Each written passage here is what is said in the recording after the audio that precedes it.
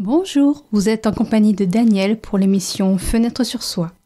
Aujourd'hui, pour m'accompagner tout au long de cette émission, je reçois Corinne et Agnès de La Vie en Soi, un partenariat, une association de 2 personnes, une rencontre entre une thérapeute et une artiste, une céramiste.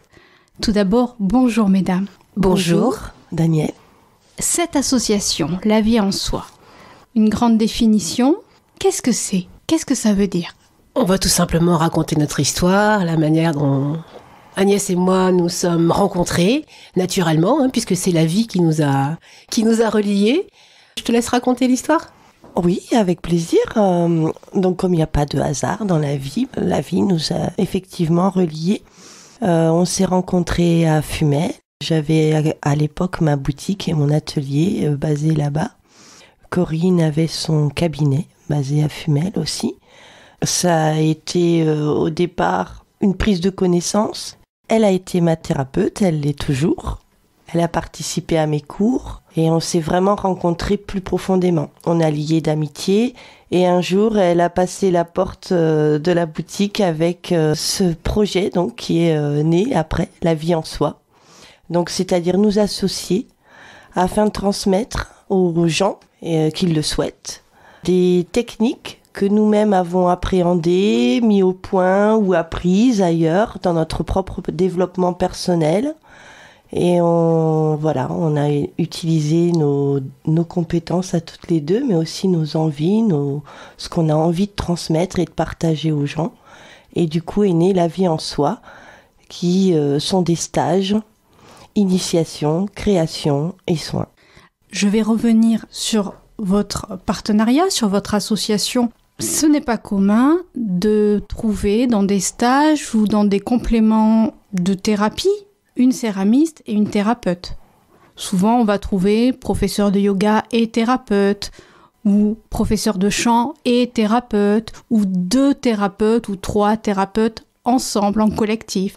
Là, on part vraiment entre une artiste et une thérapeute holistique, on peut dire ça comme ça ? Absolument.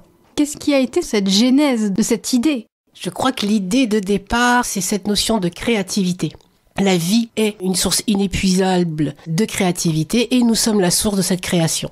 Donc ce qui nous relie Agnès et moi, c'est cette créativité. Moi, en tant que thérapeute, c'est comme ça que je conçois la thérapie. Prendre conscience que nous sommes ces êtres créateurs. C'est pour ça qu'un artiste, pour moi, est un très bon exemple, en fait, de ce qui devrait être d'une manière générale. Voilà, après, il y a la rencontre entre 2 personnalités. C'était important aussi. Quand on fait un projet comme ça coule de source, ou ça ne se fait pas. Et entre nous, ça coule de source. Mais ça a été spontané, d'autant qu'en plus, on s'est rendu compte que on est allés dans les mêmes régions. Donc je suis née en Lorraine, ma famille est du sud-ouest, Agnès est née dans le sud-ouest, mais est allée en Lorraine et est revenue dans le sud-ouest. Donc on se retrouve quand même dans une unité de lieu, voilà, c'est pour ça que Agnès disait il n'y a pas de hasard. On a des origines communes aussi au niveau ancestral qui nous relient à l'Afrique, donc on parle toujours de la créativité. Et puis, au fil du temps, on a appris à se connaître. Moi, je respecte énormément ce qu'elle fait et comment elle le fait. Et je sais qu'Agnès aussi respecte ce que je fais et comment je le fais. Il se trouve que dans la pratique, je suis effectivement une artiste au dire des gens en tout cas qui m'entourent et des gens qui regardent mes œuvres, qui peuvent voir mes œuvres. Mais je donne surtout des cours en fait, ce qui m'a amenée à la céramique. C'est ma passion pour l'art et la création, toujours dans la création au départ. Et ensuite, j'ai été vite amenée à pousser par les gens à donner des cours et à être responsable d'un atelier. Et donc, depuis toutes ces années, ça fait plus de 20 ans que je donne des cours et j'ai mon propre aussi désir de mieux vivre. J'ai toujours été à la recherche de mieux vivre, du bonheur. Et je me suis aperçue dans mes cours, au travers de tous ces échanges, de ces partages avec des gens de tout horizon, de tous bords, de tous âges, qu'on est tous à la recherche de ce mieux vivre, d'être mieux dans notre quotidien, qui peut parfois être pesant ou voilà.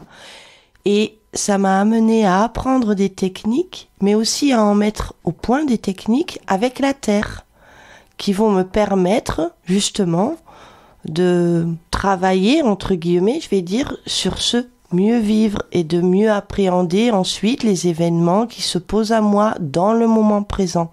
Parce que c'est aussi la vie en soi, c'est aussi la culture de l'instant présent. Dans l'instant présent, je suis là, moi. Qu'est-ce que je ressens? Je suis à mon écoute. Et ça, avec la terre, avec ces techniques, on peut arriver à ça.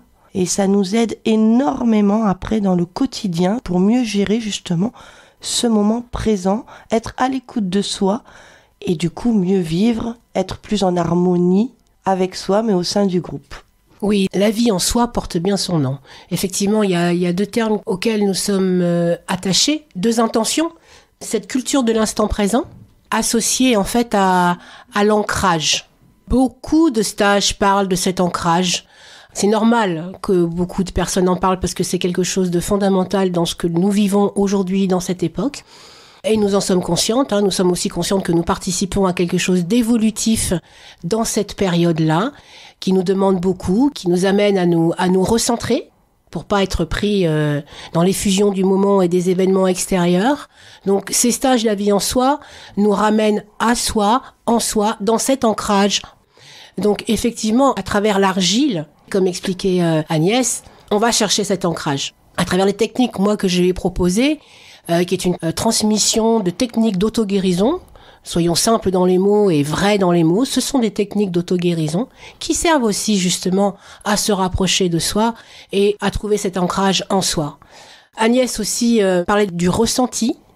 Tout le stage, on va créer une énergie, une atmosphère chaleureuse. C'est parce qu'on est dans cette intention toutes les deux. Donc, c'est des moments où il y a de la chaleur, de l'écoute, du partage. Ça va de soi. Et donc, du coup, les participants vont vraiment pouvoir naturellement se mettre à l'écoute de leur ressenti. Je dirais, tout notre art, ça va être ça.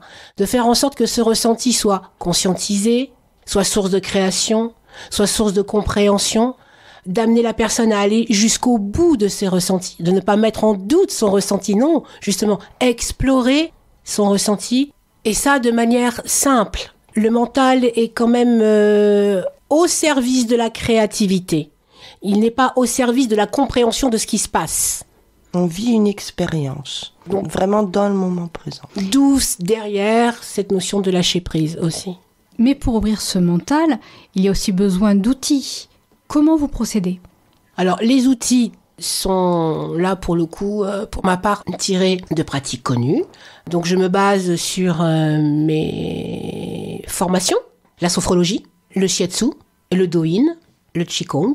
Voilà. Ce sont des outils, voilà. La sophrologie est un outil mental qu'on peut mettre au service de soi. Voilà. Donc, il va y avoir dans ces stages des temps où on va faire effectivement de la sophrologie, qui peut être aussi alliée à de la méditation guidée. Donc effectivement, nous sommes là pour amener les personnes vers elles, tout naturellement. L'automassage, le doin, dans certains stages, parce on vous parlera plus tard, il y a différentes formules, le doin fait partie de ces techniques d'auto-guérison où pendant 1 heure, on va apprendre à s'automasser. Quels sont les points, en relation avec quel organe, en relation avec quelles émotions. Donc il y a une petite partie théorique très fine, mais qui permet quand même de savoir où on va. Voilà, ça, ce sera le doin. Je te laisse continuer, Agnès, pour ta partie. Ma partie, comme je le disais précédemment, alors il y a la méditation créative. Donc là, c'est réaliser un mandala en terre avec des couleurs, on appelle ça des engobes, enfin tout est en terre. Donc on sait que quand on rentre en création comme ça sur un mandala, on va déjà être très concentré et on rentre naturellement en méditation. Ça, c'est naturel, on s'en aperçoit pas forcément, mais on l'est. Donc, le dessin va avoir son importance, mais aussi les couleurs que la personne va choisir pour réaliser son mandala. Ça, c'est la science de la chromatothérapie. Donc, leur symbolique va travailler sur la personne. Nous avons aussi de la méditation guidée avec de la terre. Donc là, je guide moi-même les personnes. Elles sont dans une atmosphère sécurisante, chaleureuse, avec des lumières tamisées et donc un environnement propice déjà à la méditation. les yeux fermés, un morceau de terre devant elles, et elles n'ont plus qu'à suivre ce que je vais dire, entre guillemets, c'est là où la méditation est guidée. Et le résultat est souvent très surprenant quand les personnes découvrent ce que la terre leur donne, parce que c'est un partage. La terre, c'est une matière vivante. Si elle veut aller à droite et que nous, on veut qu'elle aille à gauche, ce n'est pas gagné d'avance. Donc c'est vraiment un partage, et quand on dégage une énergie, on a nos propres états d'âme, nos émotions, tout ce qu'on va lui donner, elle va aussi nous retransmettre quelque chose qui est toujours très surprenant et très intéressant. Donc je vais travailler beaucoup avec ça. Et nous avons aussi la création spontanée, par exemple. Donc là, j'appelle au mouvement du corps, les personnes vont faire appel au mouvement de leur corps, avec la terre, tout ça. J'aime pas parler de résultats, mais en tout cas, ce que la Terre nous donne, les résultats que la Terre nous donne dans la pièce qui va se former, c'est toujours très surprenant et très agréable. Donc il y a tout ce travail-là qui va être fait dans les stages. Est-ce qu'il est utile d'avoir des prérequis ou pas du tout ? Pas du tout. C'est accessible à tous, qu'ils soient déjà dans le développement personnel ou pas, qu'ils aient fait de la poterie ou pas, qu'ils aient créé ou pas, qu'ils soient manuels ou pas. Dans la mesure où il y a de la création, est-ce que certaines personnes peuvent se sentir en difficulté de mettre en place quelque chose ? Cela peut arriver. Nous rencontrons effectivement quelquefois dans nos stages une personne a une difficulté, elle peut être bloquée sur le dessin ou voilà. Alors bien sûr il y a plein de techniques. C'est là où je suis le support, l'aide, donc où je vais amener à débloquer pour dessiner. Et puis bien sûr il y a Corinne qui est là aussi en support. Si le blocage, on s'aperçoit que c'est un peu plus profond, parce que c'est pas savoir dessiner ou pas, le résultat est peu important. On ne demande pas de savoir dessiner, on demande de lâcher prise et d'être à l'écoute de soi et de se lancer dans une aventure. Voilà. Donc effectivement, il peut y avoir des blocages qui, soit avec simplement de côté pratique, des techniques vont se régler, ou alors là, il y a Corinne qui prend la personne, elles vont en soins toutes les deux. Et elles vont travailler sur les blocages individuels de chacun. C'est un groupe restreint, toujours, parce que, effectivement, je reviens là-dessus, mais c'est vraiment aller vers soi, être en accord avec soi, en harmonie avec soi, mais aussi au sein du groupe. Donc voilà, on va vraiment cibler l'individuel quand même. Donc du coup, il y a cette possibilité après de partir à chaque fois avec Corinne en cabinet, faire un soin ou... Enfin, en cabinet, dans une pièce intime, voilà, dans l'intimité, je dirais plus. C'est plus juste. Au vu des expériences qu'on a pu vivre ensemble lors des stages, ça se fait encore une fois très naturellement. Les personnes comprennent tout de suite comment ça fonctionne, parce que nous, on est OK avec ça, donc naturellement, les choses se font. Le blocage n'est plus un blocage. C'est ça. C'est une expérience à vivre, on en parle. Alors ça peut être à travers le soin énergétique à proprement pas parler, ça peut être on prend le temps d'en discuter et de revenir après. C'est merveilleux souvent quand la personne revient et ça part, mais alors après ça glisse. Voilà. Là je prenais l'exemple du dessin, mais quand la personne, on a vu qu'elle était bloquée, on va prendre une demi-heure, le temps qu'il faut pour débloquer, on va dire ça comme ça. Et quand elle revient, c'est toujours magique en fait, ce qui se passe. Cette magie de partage, elle existe depuis combien de temps entre vous deux ? Alors, on s'est connus il y a réellement... En 2016, c'est ça. On s'est connus. L'idée a germé... il y a 4 ans. Il y a 4 ans. On a été pas mal bloqués, comme beaucoup de gens, par le Covid. Et voilà, maintenant... Et ça fait 2 ans que la vie en soi existe. Existe, qu'elle est née réellement. Et nous avons des stages depuis l'été dernier. Donc la vie en soi, c'est une culture de l'instant présent également, pour reprendre vos mots. Oui. Qu'est-ce que ça veut dire l'instant présent ? Comment est-ce qu'on pourrait le définir ? Alors, au risque de me répéter, pour moi, l'instant présent, c'est être ancré en soi. Ancré en soi, c'est être à l'écoute de soi, à l'écoute de ce qui se passe dans mon corps, ok, mais dans ce que je suis en train de ressentir, dans ce que je suis en train de penser. Là, l'idée avec les soins énergétiques et avec les techniques, c'est avoir conscience de sa présence, de son énergie, de voir aussi comment elle est en interaction avec l'autre, Donc les outils en fait que l'on propose et à travers la Terre, c'est et ce centrage à l'intérieur de soi, tout en restant ouvert à ce qui se passe autour de soi. Voilà, pour moi l'instant présent, c'est être présent à soi, là maintenant, et par voie de conséquence, être présent à ce qui m'entoure. Tout à fait. Je suis là, ici et maintenant. Qu'est-ce que je ressens ici et maintenant ? Qu'est-ce que je vis ici et maintenant ? Être vraiment là et présent, effectivement. Vous savez, on dit toujours, j'aurais dû dire ça, j'aurais dû répondre ça, quand on revient sur les situations. Vivre l'instant présent, c'est le vivre, on est là et maintenant. Et du coup, il n'y aura pas, j'aurais dû répondre ça, j'aurais dû dire ça. Puisque je suis là, présente, je suis à l'écoute de moi-même et je réponds à ce besoin premier, en fait. On peut considérer ces stages comme des bulles, des parenthèses, pour apprendre à développer cet instant présent. C'est bien ça ? C'est exactement ça. Exactement ça. J'aime bien ce terme, c'est se rappeler à son bon souvenir. Et bien du coup, après l'explorer à l'infini. Mais oui, absolument, c'est ça. Ce sont des bulles où on se retourne vers soi. Et c'est un processus, du coup, après de vie et n'ayons pas peur des mots aussi, c'est un processus de guérison qui se fait à l'insu de soi, en fait. C'est parce que, justement, nous sommes présents à soi, dans cet instant-là, que les processus de guérison se œuvrent naturellement. Donc, effectivement, c'est des bulles où on se retrouve, et il y a quand même la possibilité aussi, à travers l'initiation, d'acquérir des techniques qu'on va pouvoir aussi, par la suite, reproduire pour pratiquer. Soi. Voilà, donc il y aura ce ressenti-là, et il y aura aussi cet aspect technique et pratique.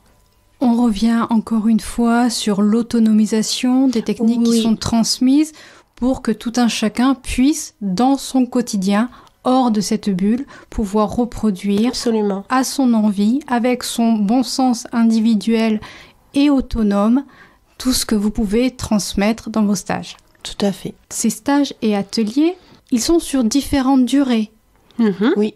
Comment ça marche ? Effectivement, il y a plusieurs formules, on a appelé ça nos formules. Oui, parce qu'on peut s'initier à des choses, mais on ne va pas les approfondir sur une journée. Donc effectivement, on a voulu faire aussi plusieurs formules. Donc une journée d'initiation, plus précisément, et puis ça va donc 2 journées, 3 journées et 5 journées. Sur les 5 journées, le travail va être beaucoup plus... Enfin, le travail. L'exploration, l'expérimentation. Voilà, va être plus approfondie. On a une journée qu'on a appelée création, initiation, méditation. Une autre journée où c'est de la création, mais plus centrée sur le soin et sur la méditation. Sur les 2 jours, on va pouvoir associer les deux, sachant qu'à chaque fois, les personnes vont pouvoir aussi repartir avec l'œuvre qu'elles vont créer. Parce qu'on va pouvoir repartir avec quelque chose à soi. Et pour les 3 jours, on amplifie en fait ces journées-là où on aura plus le temps de rentrer dans l'apprentissage des techniques et dans l'apprentissage aussi de revenir à soi. Et les 5 jours vont plus être axés, encore une fois, sur l'apprentissage et sur ce dont parlait Agnès, se lâcher prise. Oui, vous savez, quand on crée quelque chose, c'est... J'ai 3 enfants, je ne compare pas, mais il y a cette sensation quand même, c'est un bébé. C'est quelque chose qui sort de nous, du plus profond de nous, cette pièce que l'on va créer. Donc lâcher prise, c'est de l'art éphémère et on détruit la pièce ou elle va se détruire elle-même avec le temps. Sur une journée, ça peut être compliqué. Donc les participants auront le choix. C'est important pour nous de laisser une liberté aux personnes.